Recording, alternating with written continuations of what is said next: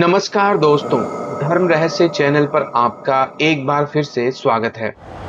आज एक नवीन विषय के बारे में जानेंगे। आप लोगों ने सुना होगा कि भूत प्रेत जब किसी के शरीर पर आ जाते हैं तो फिर उनके माध्यम से हम यह नहीं जान पाते कि आखिर यह चाहता क्या है, इसकी परेशानी क्या है। और कभी भी इस तरह की अगर समस्या आती है, वैज्ञानिक आधार भी नहीं है, लेकिन बहुत से लोग जो भूत प्रेत बाधा से ग्रसित माने जाते हैं, अधिकतर उनको किसी बाबा की मजार, समाधि, किसी विशेष मंदिर और तंत्र साधकों के पास लेकर जाया जाता है और कोशिश की जाती है कि उनकी यह समस्या दूर हो जाए।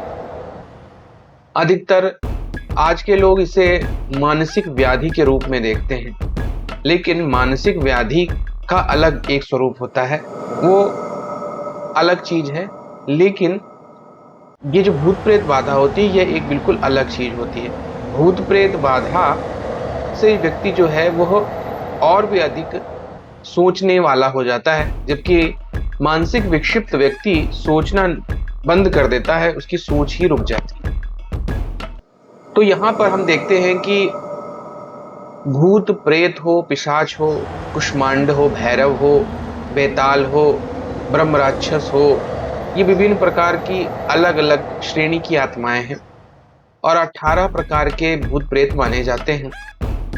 कहते हैं कि कोई जब साधारण व्यक्ति मरता है तो सबसे पहले भूत ही बनता है, और भूत शब्द का अर्थ भी है जो प्राचीन हो गया, ये पुराना हो गया। वर्तमान से पहले भूत होता है, फिर वर्तमान बनता है और उसके आगे भविष्य होता है, इसीलिए उसको भूत नाम दिया गया है। स्त्रियों के संबंध में तो विशेष माना जाता है कि अगर कोई प्रसूता स्त्री, यानी कि जो गर्भवती स्त्री है, अगर वो मर जाती है तो निश्चित रूप से वह चुड़ैल बनती है। कुंवारी कन्या मरती है तो प्रेतनी बन जाती है। इसी तरह डायन या डाकिनी, विभिन्न प्रकार की जो तांत्रिक क्रियाएं करने वाली औरत है, वो मरती है तो उसको डायन या डाकिनी स्वरूप प्राप्त हो जाता है। तो इनसे विभिन्न प्रकार के ऐसी शक्तियां स्वरूप ये धारण करते हैं, जिसकी वजह से बड़ी ही समस्याएं पैदा होने लगती हैं। जो लोग भी भूत प्रेत से संबंधित पहली प्रारंभिक अवस्था में होते हैं, वह व्यक्ति अत्यधिक क्रोधी, चिड़चिड़े स्वभाव के आपको नजर आएंगे और वो अधिक शराब भी पीने लगते हैं। भूत प्रेत की जो पीड़ा है, उससे व्यक्ति विक्षिप्त सांप को नजर आएगा, जिसे आधा पागल कहते हैं। वह मूर्ख होने पर भी उसकी बातों को लगता है कि वह स्वयं बहुत ज्ञानवान व्यक्ति है।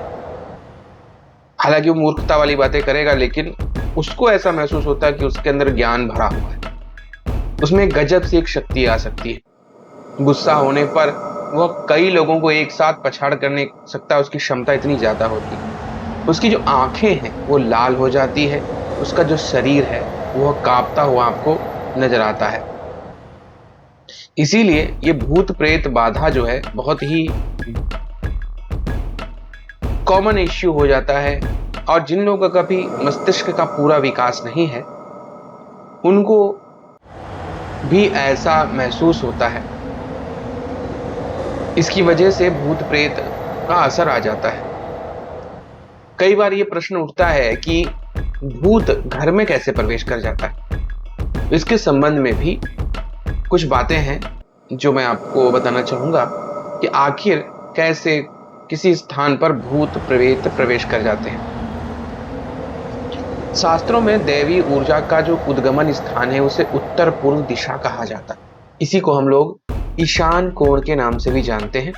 इसी दिशा से सारी दैवी शक्तियां संचालित होती हैं, और इसी के लिए कहा जाता है कि आपका जो मंदिर है, जहां पूजा घर है, वो ईशान कोण में होना चाहिए। इसीलिए ईश्वर को समर्पित होने के कारण इस स्थान में आप पूजा पाठ या हवन या दैनिक पूजा जो है करेंगे, तो ईश्वरीय शक्तियां आपके घर में वास करने लगती। और ठीक इसके विपरीत दक्षिण पश्चिम दिशा, अर्थात साउथ वेस्ट दिशा जो होती है, उसमें हम लोग दैत्यों, पिशाचों, भूत प्रेत इत्यादि का वास मानते हैं। कहते हैं कि जब किसी घर में पूर्व से सूर्य की किरणों को प्रवेश करने में बाधा उत्पन्न हो, उत्तर और पश्चिम दिशा से वायु का संचालन बंद हो जाए, उत्तर और पूर्व दिशा से जल का स्थान दूषित हो जाए, देव स्थान या घर का मंदिर दूषित हो जाए, तो उन जगहों पर फिर नकारात्मक शक्तियों का वास होने लगता है और उसी जगह भूत प्रेत अपना बसेरा बना लेते हैं। एक और बात भी कही जाती है कि अगर जिस स्थान पर 43 दिन तक सूर्य की किरणों का संचालन न हो तथा वहां की दीवारों पर नमी और सीलन हो जाए, हवा का संचालन न हो, दुर्गंध आनी शुरू हो जाए, तो ऐसे स्थान पर भूत प्रेत निवास करने लगते हैं। जिस जमीन पर पूर्वजों का मरघट स्थान हो, यानी कि शमशान भूमि हो, कब्रिस्तान रहा हो, उस जगह पर भी अगर कोई व्यक्ति अपना घर बना लेता है तो वहां भी नकारात्मक शक्तियां अपना वास करने लगती हैं, क्योंकि पहले से ही हम ये जानते हैं वहां पर ऐसी शक्तियों का घर था, आपने उनका घर छीना है।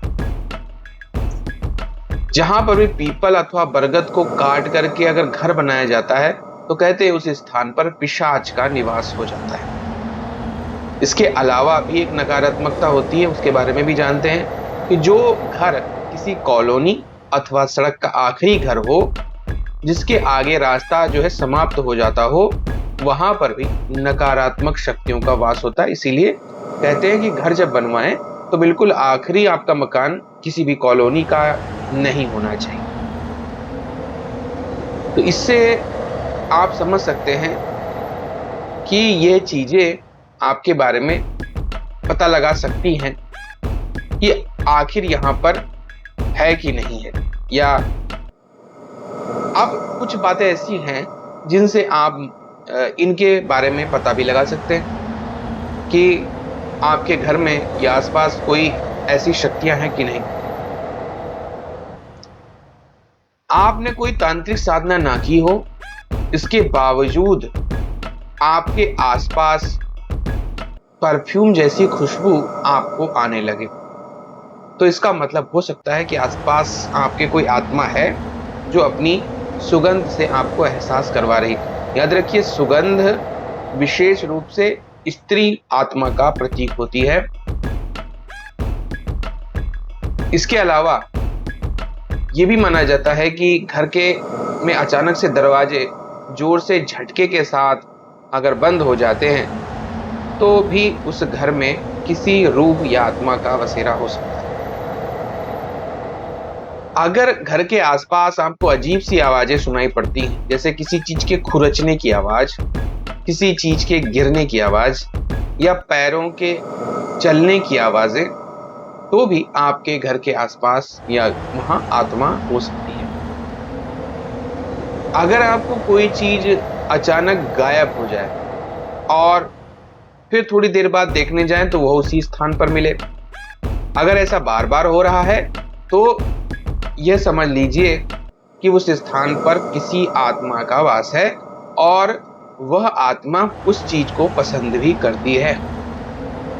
इसके अलावा आपको अगर किसी की परछाई दिखाई दे और ये महसूस हो कि यहां पर अभी कोई परछाई गुजरी है, तो भी वह कोई आत्मा होती। अगर ऐसा बार बार होता है तो निश्चित रूप से वह कोई आत्मा होती है।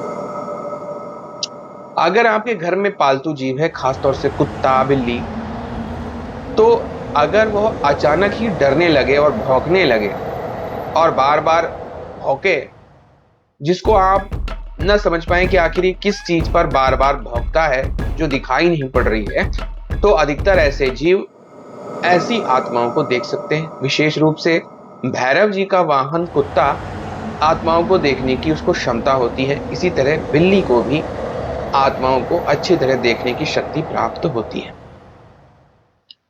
इसके अलावा आप कहीं जा रहे हैं, कहीं चल रहे हैं, तो आपको आपके पीछे से कोई महसूस हो जैसे कि आपके पीछे कोई चल रहा, तो भी अगर एक दो बार हो तो भ्रम भी हो सकता है। लेकिन अगर बार बार ऐसा महसूस हो रहा है जैसे कि आपके पीछे कोई चल रहा है, क्योंकि वो भूत है तो वो पीछे ही चलेगा, तो निश्चित समझिए कि आपके आसपास कोई विशेष तरह की आत्मा है। इसके बारे में फिर आप सचेत हो जाइए। और अगर आपको वह बार बार पीछे से आकर छू रही है तो आपको अब सावधान हो जाना चाहिए, क्योंकि अब आपकी वो जिंदगी में प्रवेश करने वाली है और वह कुछ आपसे कहना चाहती है। इसके अलावा किसी के रोने की, किसी की सिसकियां लेने की आवाजें आपको अगर सुनाई पड़े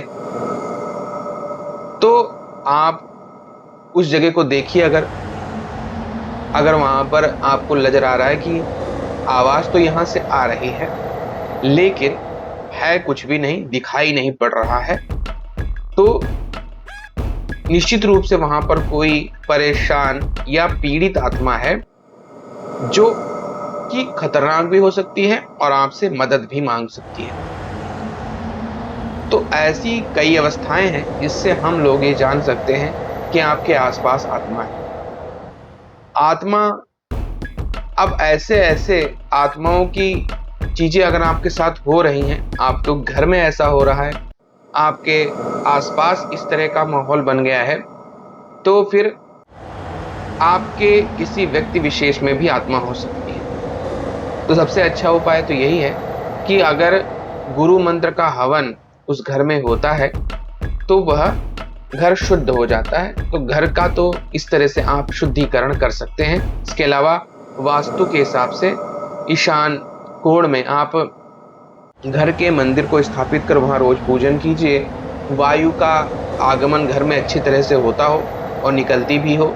इसके अलावा आप जो भी शुभ कर्म है, पूजा पाठ, दान दक्षिणा इत्यादि उस घर में अवश्य करते हो।